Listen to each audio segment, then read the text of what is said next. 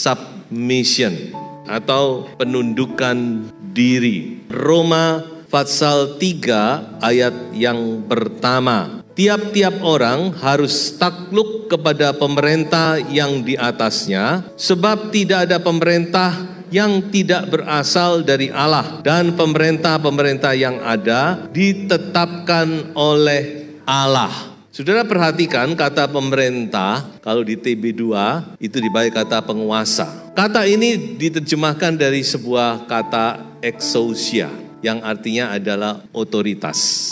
Diterjemahkan dari kata exousia, dan arti kata exousia ini sebenarnya adalah otoritas. Sebab itu kalau kita baca ayat ini kembali dengan terjemahan itu, maka saya bacakan bagi saudara, tiap-tiap orang harus takluk kepada otoritas yang di atasnya. Sebab tidak ada otoritas yang tidak berasal dari Allah, dan otoritas-otoritas yang ada ditetapkan oleh Allah. Submission atau penundukan diri ini adalah salah satu karakter atau pelajaran yang penting di dalam kerajaan Allah, di dalam kehidupan kekristenan. Jadi salah satu yang menentukan kebahagiaan kita, menentukan bagaimana hidup kita di dalam Tuhan, menentukan perjalanan iman kita, yang menentukan kesempurnaan kita adalah submission.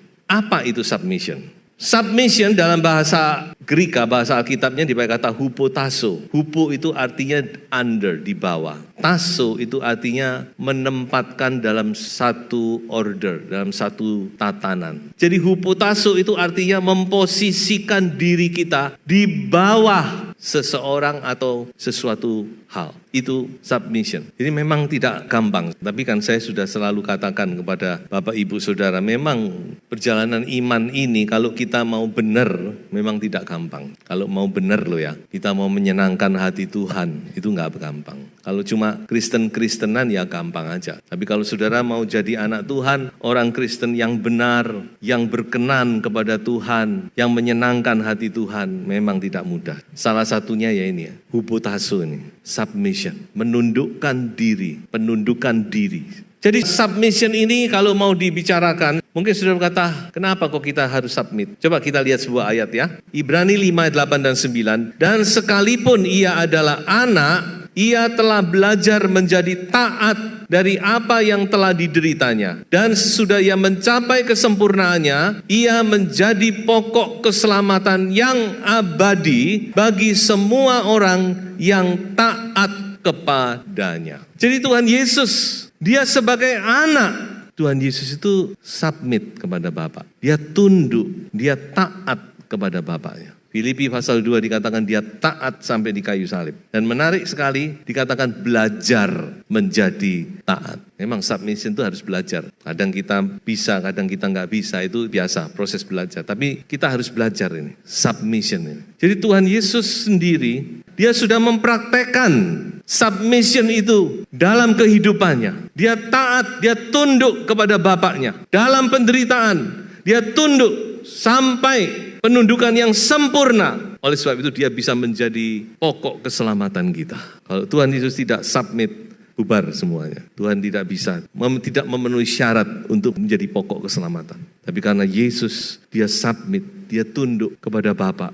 Dia taat kepada Bapa, sehingga dia bisa menjadi pokok keselamatan. Oleh sebab itu dia berkata kepada saudara dan saya, mari kita belajar menundukkan diri. Nah, baik, saya akan masuk lebih jauh, yaitu di area apa saja. Ya, kalau mau diglobalkan, tentu secara umum di setiap area ada. Tapi saya akan bicara 5 hal yang khusus. Yang pertama adalah tunduk kepada pemerintah. Itu adalah ayat pertama yang kita baca tadi. Tunduk kepada pemerintah. Submit. Petrus berkata, tunduklah karena Allah kepada semua lembaga manusia, baik kepada raja sebagai pemegang kekuasaan yang tertinggi dan yang seterusnya. Karena pemerintah atau otoritas yang diberikan itu adalah dari Allah untuk kebaikan saudara dan saya. Saya yakin di sini kita semua warga yang tunduk ya. RT, RW pun itu harus kita hormati karena dia adalah lembaga pemerintah untuk kebaikan kita. Saya percaya kita tidak ada yang suka melawan pemerintah karena itu ada hukumnya. Yang kedua, ini anak-anak muda kepada orang-orang tua. Coba kita baca 1 Petrus pasal 5 ayat 5. Demikian jugalah kamu, hai orang-orang muda, tunduklah kepada orang-orang yang tua. Dan kamu semua rendahkanlah dirimu seorang terhadap yang lain. Sebab Allah menentang orang yang congkak, tetapi mengasihani orang yang rendah hati. Saudara, perhatikan anak-anak muda, hormati orang tua. Jangan sombong, jangan petentang-petenteng kalau mau gampangnya itu. Ya, mungkin ada anak orang muda yang sukses dan sebagainya. Saudara harus tetap tunduk, hormati orang-orang yang tua. Bahkan di dalam kitab Taurat pun disebutkan bahwa engkau harus bangun berdiri di hadapan orang ubanan. Engkau harus menaruh hormat kepada orang yang tua. Dan engkau harus takut akan Allahmu. Akulah Tuhan. Coba anak-anak muda menghadapi orang tua itu harus hormat. Siapapun juga. Kalau bicara dengan orang tua, sudah lagi duduk, ada orang tua, bangkit berdiri. Saya masih praktekkan ini. Walaupun saya sendiri sudah tua sekarang. Tapi ada yang orang-orang yang lebih tua dari saya. Bangkit, jangan saudara tetap duduk aja. Saudara harus belajar. Firman Tuhan berkata, Allah itu paling benci kepada orang yang sombong. Perhatikan ini. Allah itu jijik, dalam ayat lain dikatakan pada orang yang sombong. Jangan jadi orang yang sombong. Dosa salah satunya yang paling dibenci oleh Allah adalah dosa kesombongan. Iblis jatuh karena sombong. Jadi saudara harus tahu, walaupun ini sebenarnya adalah bagian dari etika mungkin ya, tapi baik juga untuk saudara ketahui. Jadi kita harus tunduk kepada orang-orang yang lebih tua, yang lebih senior dari kita. Yang ketiga, nah ini, anak kepada orang tua, ya. Anak kepada orang tua. Ayo kita baca. Hai anak-anak, taatilah orang tuamu di dalam Tuhan, karena haruslah demikian. Hormatilah ayahmu dan ibumu. Ini adalah suatu perintah yang penting, seperti yang nyata dari janji ini, supaya kamu berbahagia dan panjang umurmu di bumi. Dari 10 perintah Allah, ada dibagi dua ya, ada 4 itu manusia kepada Allah, kewajiban manusia kepada Allah, dan ada 6 itu manusia dengan sesama. Dan hormat kepada orang tua adalah yang pertama, dari 6 ini, yang pertama. Dan satu-satunya perintah dari 10 hukum Allah ini yang mengandung janji. Makanya selalu dikatakan perintah yang mengandung janji. Apa itu janjinya? Yaitu supaya kamu berbahagia dan panjang umur di bumi. Oh, ternyata tidak semua. Ini firman Tuhan ini saudara perhatikan loh. Bukan hanya kepada anak-anak muda. Karena saya yakin ada orang-orang yang sudah setengah umur, bahkan seumur saya, orang tuanya masih hidup ada. Dan perhatikan, bukan hanya orang tua, tapi di sini juga bicara kepada mertua. Ya, perhatikan, ini bukan cuma orang tua toh, mertuamu juga. Karena mertua itu juga orang tuamu. Kalau mau umur panjang dan bahagia, ini salah satu kuncinya. Tunduk, hormati mereka. Baru tadi saya baca bahwa di akhir zaman ini, salah satu ciri akhir zaman adalah anak memberontak kepada orang tua. Tidak punya respect, tidak punya takut akan Tuhan. Tapi kalau zaman Taurat jangan main-main. Nanti saudara baca ya, di Ulangan 21, 18-21, itu kalau ada anak yang memberontak, yang kurang ajar, yang mokong sama orang tua, itu bisa dilaporkan ke pemuka agama dan kemudian anak itu dirajam rame-rame. Coba kalau sekarang itu dibuat gitu, kayaknya anak-anak semua akan tunduk deh ya. Jadi perhatikan firman Tuhan. Saya bicara gini bukan karena saya orang tua, bukan. Ini untuk kebaikan mendidik anak itu kita harus pertahankan atau kita harus bina rasa respect anak itu kepada kita. Itu penting. Jadi tunduklah kepada orang tuamu. Taati orang tuamu. Hormati orang tuamu. Orang tua saya sudah ketinggalan zaman pikirannya udah kolot. Coba perhatikan ayat ini. Dengarkanlah ayahmu yang memperanakan engkau dan janganlah menghina ibumu kalau ia sudah tua. Dan masih banyak di Amsal ini bicara tentang hormat kepada orang tua. Makanya baca Amsal. Mata yang mengolok-olok ayah dan enggan mendengarkan ibu akan dipatuk gagak lembah dan dimakan anak raja wali. Serius, kita harus menghormati orang tua kita yang melahirkan kita. Itu adalah satu hal yang sangat penting. Tadi sudah saya katakan perintah dalam 10 hukum Allah yang mengatur hubungan manusia dengan sesamanya itu adalah yang pertama. Kalau saudara, anak-anak maupun orang tua mau hidup bahagia, mau umur panjang, hormati orang tuamu. Termasuk hormati mertuamu. Ingat loh saudara, saya selalu tekankan ini kalau konseling pernikahan. Bahwa mertua itu juga ayahmu, ibumu. Hormati. Sama seperti engkau menghormati orang tuamu. Sama, engkau juga harus menghormati mertuamu. Yang keempat, ini yang tidak enak mungkin ya. Amin, istri-istri. Amin, suami-suami. Coba kita baca. Ini ada 2 ayat bukan? Yang pertama dulu. Hai istri, tunduklah kepada suamimu seperti kepada Tuhan. Karena suami adalah kepala istri, sama seperti Kristus adalah kepala jemaat. Dialah yang menyelamatkan tubuh. Hai istri-istri, tunduklah kepada suamimu sebagaimana seharusnya di dalam Tuhan. Ini adalah salah satu bahan konseling yang sangat penting yang selalu saya tekankan. Kalau mau bahagia, sebab keluarga sekarang ini sudah terbalik-balik, makanya banyak masalah. Karena sudah tidak ada panutan yang benar. Salah satunya kenapa kok LGBT merajalela? Karena tidak ada panutan yang benar. Peranan istri, peranan suami terbalik-balik. Tapi firman Tuhan itu tidak pernah salah. Saya tidak bisa bicara banyak. Mungkin kalau saudara tanya, kenapa kok Tuhan menetapkan begini? Saudara bisa tanya, nanti saya jelaskan. Jadi ini ketetapan bukan manusia yang buat, perhatikan. Ini ketetapan yang membuat adalah Tuhan sendiri. Bahwa suami adalah kepala istri. Saya berani mengatakan bahwa 10 keluarga belum tentu ada 1 atau 2 keluarga yang mempraktekkan ayat ini. Apalagi zaman sekarang. Saya bicara secara umum ya. Kalau di sini saya yakin banyak. Karena sini banyak istri yang takut Tuhan. Tapi secara umum, kalau dipresentasikan belum tentu 10%. Tidak ada penundukan diri. Tidak ada menghormati suami. Apa itu suami? Saya bisa hidup tanpa suami. Tapi firman Tuhan harus tetap ditegakkan. Karena firman Tuhan itu adalah kebenaran yang hakiki. Seorang istri wajib hukumnya untuk menghormati suami. Seperti jemaat menghormati Kristus. Saudara jangan marah ya istri-istri ya. Kenapa kok istri ya? Memang pembicaraannya sampai di sini saya tidak buat-buat. Jadi ini tidak kebetulan. Kalau mau bahagia, saudara harus menghormati suami saudara. Karena dia adalah kepala. Ada ayat berkata, Sarah itu menghormati Abraham sebagai tuannya. Mungkin inilah jawaban dari Kejadian pasal 22 ya. Saya selalu bertanya, kenapa ya Kejadian 22 itu waktu Abraham mempersembahkan Ishak kok nggak disebut tentang Sarah di situ? Apa Sarah kira-kira setuju atau tidak? Kemungkinan jawabannya di ayat tadi itu. Saya tiba-tiba kok dapat ilham. Sarah benar-benar yes. Dia tidak bertanya kedua kali, dia tidak mencoba untuk menghalangi. Tapi apa yang Abraham lakukan itu yang dia dukung.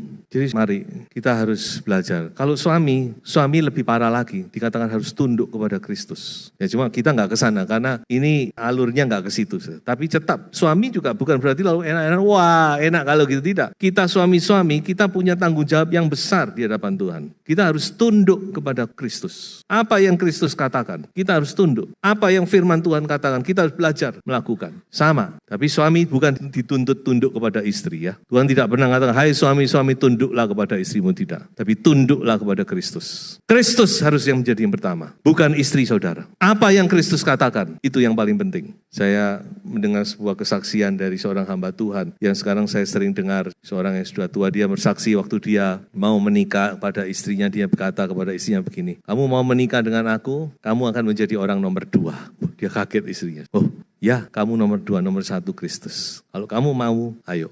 Ingat, kita manusia jatuh dalam dosa karena istri tidak tunduk kepada suami. Mengapa saya katakan demikian? Karena Hawa sama sekali tidak mengikutkan Adam tidak minta pendapat, tidak minta nasihat dari Adam. Kalau Hawa saat itu tanya kepada Adam, Adam gimana ini? Kok ada perkataan kayak gini? Kira-kira betul enggak ya? Kemungkinan besar manusia selamat. Coba saudara baca lagi ya. Firman Tuhan itu harus dibaca dan direnungkan. Jangan cuma baca toh lalu lewat. Coba direnungkan, mandek sebentar, direnungkan. Kenapa ya? Coba saudara baca ayat-ayat pertama. Sama sekali tidak muncul Adam di situ. Dan iblis memang pinter. Iblis itu memang lihai. Dia enggak menggoda Adam, tapi dia berkata kepada Hawa. Ketika Hawa mengambil keputusan sendiri, tidak menghargai otoritas seorang Adam, jatuh dalam dosa. Mohon maaf ya, ibu-ibu mohon maaf. Di atas mimbar ini saya harus bicara kebenaran. Saya berdiri di sini mewakili kebenaran firman Tuhan. Ini seringkali saya buat contoh bukan? Perjalanan keluarga Yusuf dan Maria. Saya selalu sampaikan ini juga waktu konseling pernikahan. Saya katakan coba kamu lihat Yusuf dan Maria. Maria yang dipakai Tuhan. Wanita memang luar biasa. Seringkali wanita lebih dari pria. Lebih pintar, lebih cerdas, lebih peka, lebih ini dan sebagainya. Harus diakui itu. Tapi sudah baca dalam Injil Matius. Saya baca lagi. 3 kali Allah berbicara, memimpin perjalanan keluarga ini. Allah tidak pernah sekalipun bicara kepada Maria. Tidak pernah. Allah selalu bicara kepada Yusuf melalui mimpi. Yusuf ini orang yang saleh memang. Sehingga mimpi pun dia bisa mendengar suara Allah bukan. Saya rindu seperti itu sebenarnya. Allah selalu bicara kepada Yusuf. Itu artinya apa? Allah menghormati otoritas kepemimpinan Yusuf dalam keluarganya. God respect authority. Semoga apa yang saya sampaikan ini bisa menjadi bahan perenungan kita semua. Kalau saudara ingin ada terobosan dalam rumah tangga saudara, ibu-ibu khususnya, kalau ingin ada terobosan-terobosan, berkat Tuhan mengalir, kesembuhan, kesehatan, dan semua kebahagiaan, ketenangan dalam rumah tangga. Coba ibu-ibu belajar submit to your husband. Saya nggak mau, kok enak. Suami saya begini. Saudara kalau mau protes jangan kepada saya, protes kepada Tuhan. Nanti Tuhan akan bicara, karena Tuhan itu mendengar kok. Dan yang terakhir, jemaat kepada pemimpin. Coba kita baca bersama, Ibrani 13 ayat 17. Taatilah pemimpin-pemimpinmu dan tunduklah kepada mereka, sebab mereka berjaga-jaga atas jiwamu, sebagai orang-orang yang harus bertanggung jawab atasnya. Dengan jalan itu, mereka akan melakukannya dengan gembira, bukan dengan keluh kesah, sebab hal itu tidak akan membawa keuntungan bagimu. Saya bicara ini bukan karena saya gembala, bukan, sama sekali jangan. Dijauhkan Tuhan. Saya tidak ada maksud untuk menekan saudara dengan ini, bukan. Cuma ini adalah kebenaran firman Tuhan. Saudara harus hormati, respect. Sebagai hamba Tuhan, kami apapun juga tentu kami terima. Tidak ada masalah. Saudara tunduk, kami bersyukur. Saudara tidak tunduk pun kami akan tetap syukuri. Karena saudara dipercayakan untuk kami gembalakan. Tentu kami akan berupaya sebisanya. Tapi saudara adalah lebih baik, adalah lebih berkat bagi saudara sendiri. Kalau saudara dapat taat dan tunduk kepada otoritas rohani. Sebagai pemimpin rohani, Tuhan percayakan otoritas rohani itu. Baca Wahyu pasal 2 dan 3. Malaikat jemaat. Tuhan mengirim surat kepada jemaat. Selalu Tuhan tulis kepada malaikat jemaat. Efesus, Smyrna, Pergamus, Tiatira, Sardis, Philadelphia, Laodikia. 7. Haleluya, puji Tuhan. Mari kita mau belajar submit. Walaupun ini tidak mudah. Be submissive. Jadilah anak-anak Tuhan yang bisa menundukkan diri dalam setiap area kehidupan kita. Dalam setiap area kehidupan kita, mari kita belajar submission ini. Dan Tuhan berjanji apa? 1 Petrus 5 ayat 6 dikatakan, karena itu rendahkanlah dirimu di bawah tangan Tuhan yang kuat, supaya kamu ditinggikannya pada waktunya. Tuhan Yesus memberkati, haleluya.